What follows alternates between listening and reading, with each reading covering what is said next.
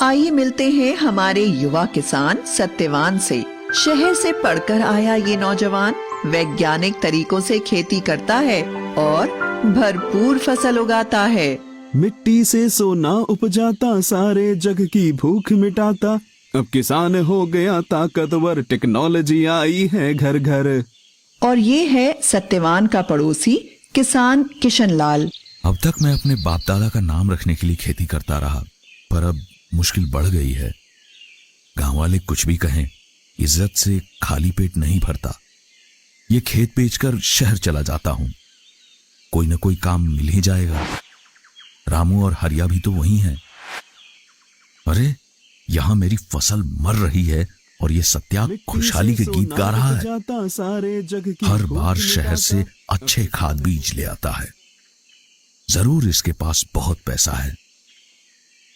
लगता है इस गांव में यही है जो मेरी जमीन खरीद सकता है। सत्या भाई, तुम किस्मत वाले हो। तुम्हारे हाथ लगते ही बंजर खेत लहलहा उठते हैं। मेरी तकदीर में तो खेती से कमाई करना ही नहीं लिखा। आमदनी अठन्नी, खर्चा रुपया। सोचता हूं अब शहर जाके कोई रोजगार करूंगा। अरे भैया, ऐसे हिम्मत मत हारो। अब मैंने फैसला कर लिया है, बस ये पुश्तैनी खेत कोई भला मानुस ले ले। सत्या भाई, क्यों ना तुम ही मेरी चिंता दूर कर देते। तुम्हारे खेत से लगता हुआ ही है, इसे मिलाकर अपना खेत बड़ा कर लो। सत्यवान ने कुछ सोचकर किशन लाल की 3 एकड़ जमीन 5 लाख रुपए में खरीद ली और किशन लाल ने शहर का रुख किया। सत्यवान के खेत में सोयाबीन की भरपूर पैदावार हुई। इधर किशन लाल ने एक कारखाने में नौकरी करके अच्छे पैसे जमा कर लिए। जब वह गांव वापस आया तो देखता है कि उसके खेत का तो काया पलट हो गया। अरे ये तो चमत्कार हो गया। मेरी बंजर जमीन पे इतनी उपज कैसे? किशन लाल ने खेत बेच तो दिया था, पर उससे मोह नहीं छूटा था। फिर उसी खेत को ऐसी फसल उपजाते देख उसका मन बदल गया। फिर रात भर सोचता रहा कि कैसे भी हो सत्यवान से अपना खेत वापस लेगा और जम के खेती करेगा। आओ किशन भैया, सब कुशल मंगल। वैसे तो सब ठीक है, पर शहर की भागम भाग से परेशान हो गया हूं। सोचता हूं गांव ही में रहकर खेती करूं, वह भी तुम्हारे तरीकों से। ठीक सोचते हो भैया, अपनी जमीन से जुड़ के रहने की बात ही कुछ और है। मैं भी इसलिए शहर से लौट आया। सत्या भाई, मैं अपना खेत वापस लेना चाहता हूं, क्या कहते हो? भैया बुरा मत मानना, पर मैं इसे बेचना नहीं चाहता। इस खेत पे बहुत मेहनत की है मैंने और खर्च भी लगाया है। वो तो दिख ही रहा है। तुमने 5 लाख में लिया था, मुझसे 7 लाख ले लो। भैया आप जिद ही करते हो तो आज इसकी कीमत कम से कम 10 लाख होगी। तुमसे ऐसी उम्मीद नहीं थी सत्या। मेरा ही खेत मुझे दुगने दाम पर बेचना चाहते हो? वो भी सिर्फ आपके लिए, वरना मैं तो बेचना ही नहीं चाहता। यह तो सरासर बेईमानी है। मैं ये मामला पंचायत में ले जाऊंगा। जैसा आप ठीक समझो भैया। क्यों बेटा, तू किसना को उसका खेत काहे नहीं लौटा देता? दादा, मैंने इस सूखे खेत को सुधारने में बड़ी मेहनत और खर्च किया है।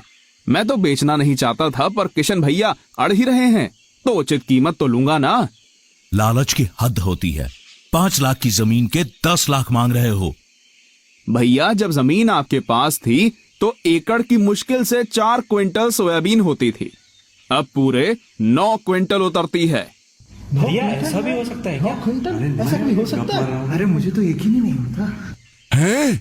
इतनी उपज तो हमने कभी ना देखी ना सुनी। ये तुमने कैसे किया? इसकी मदद से। फोन से? वो कैसे? मैंने इसमें एग्री सेंट्रल ऐप डाला। इस ऐप में बुआई से लेकर फसल बेचने तक हर कदम पर सच्ची और अच्छी जानकारी मिलती है। बस मैं एग्री सेंट्रल की सलाह अपनाता गया और पैदावार बढ़ती गई। सरपंच जी, मेरा फैसला। अरे तुम रुको भी। सत्या, ये तो पूरे गांव के लिए फायदे की चीज है, जरा खुल के बताओ। इस ऐप में है मेरे 6 सच्चे साथी। पहला है क्रॉप प्लान।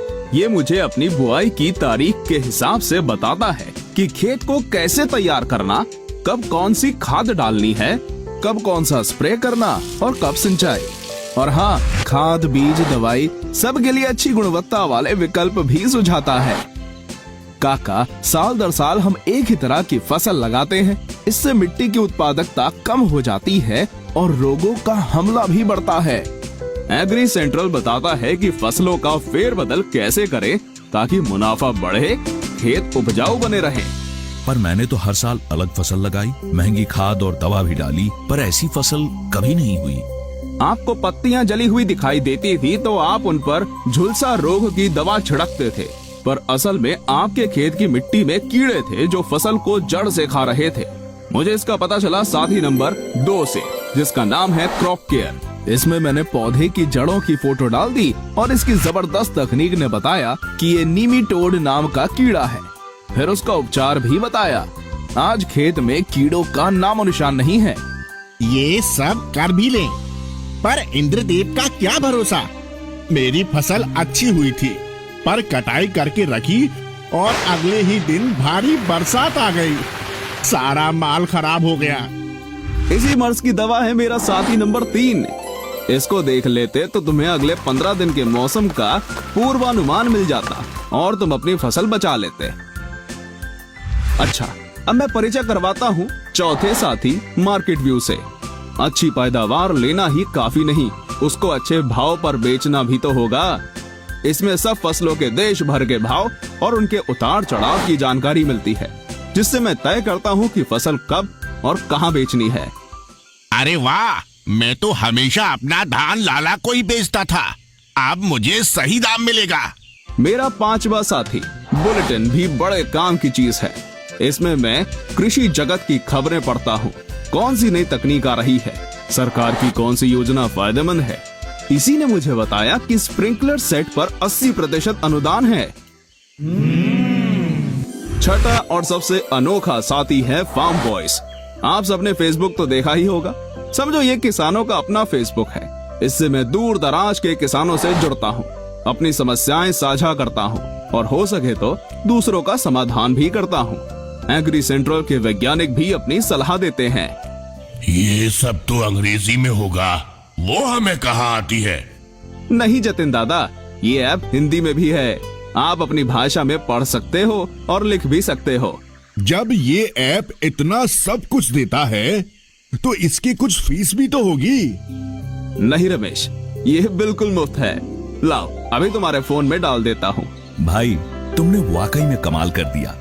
ये खेत तुम ही रखो और दिन दूनी रात चौगनी तरक्की करो। तुमने मुझे एग्री सेंट्रल दे दिया, यही मेरे लिए काफी है। मेरे भाई की जमीन परती पड़ी है, उसकी साझेदारी में खेती करूंगा और तुम्हारी तरह खुशहाल किसान बन जाऊंगा। स्मार्ट किसान भैया। लो जी, इन्होंने तो अपना झगड़ा सलटा लिया और गांव वालों को एक खजाने की चाबी भी दे दी। जब हो अच्छी पैदावार हम कैसे माने हार, आ गया है एग्री सेंट्रल लेके खुशियों की बौछार।